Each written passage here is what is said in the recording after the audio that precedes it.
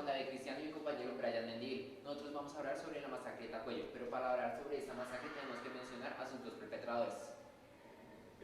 Como ya lo decía muy bien mi compañero, tenemos que hablar sobre los principales perpetradores de esto, que fueron dos. Primero, José Fedor Rey, alias Javier Delgado, y Hernando Pizarro León Gómez, ambos cabecillas guerrilleros del Frente Ricardo Franco.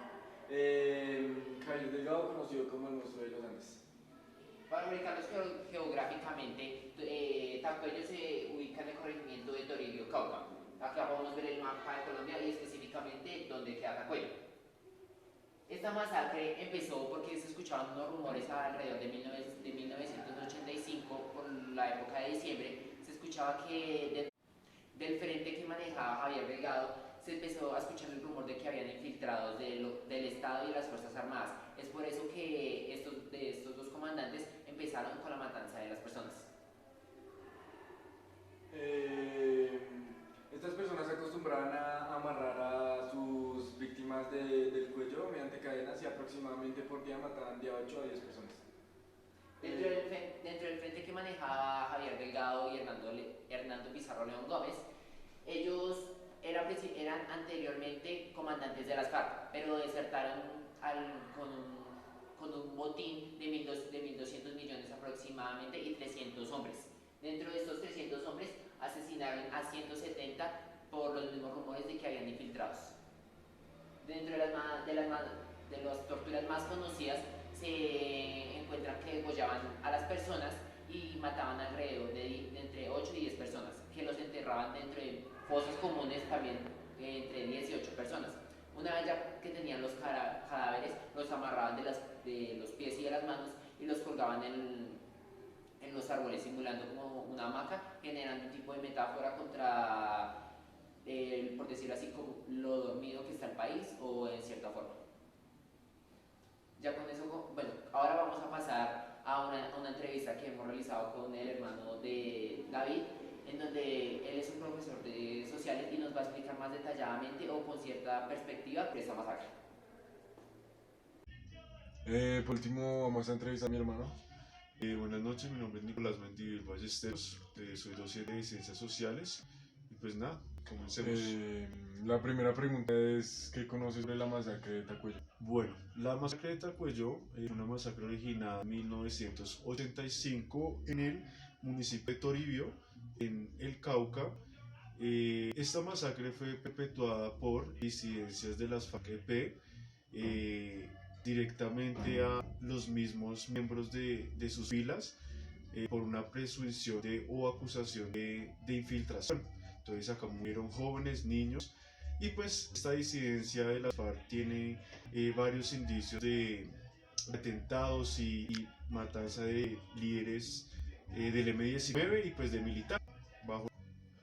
Bueno, según esto que usted nos cuenta, ¿qué piensa sobre la masacre de Tacuello? Bueno, pues entiendo que esta masacre fue ocasionada por Hernández Pizarro León Gómez y José Fedor alias Javier Delgado.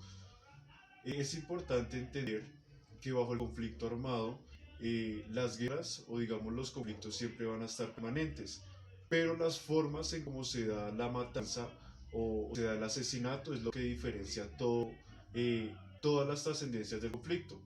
Ejemplo, en esta masacre utilizaron cuchillos, digamos, abriendo pechos de presuntos infiltrados, pero pues nunca se supo si era o no.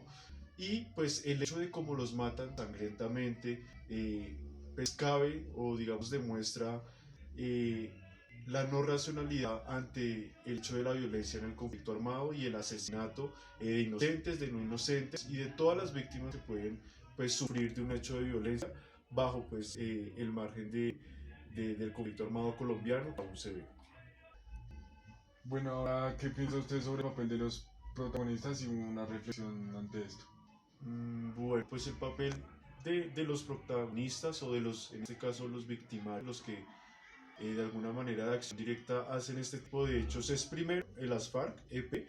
Sabemos que estas disidencias bajo todo el hecho del conflicto siempre estuvieron participando activamente, incluso ni con la desmovilización se supo de no cese al conflicto, al contrario, digamos, salían más escándalos. Militares, claramente, si hay una guerra debe haber dos bandos, las guerrillas o las disidencias, y también los militares que de alguna manera aceptan en ciertos corregimientos el hecho de la violencia y no prestan la mayor fuerza para que este, digamos, no sea o no tenga tanto impacto. Y pues la resolución o la acción a tomar a cómo poder medir este tipo de violencia.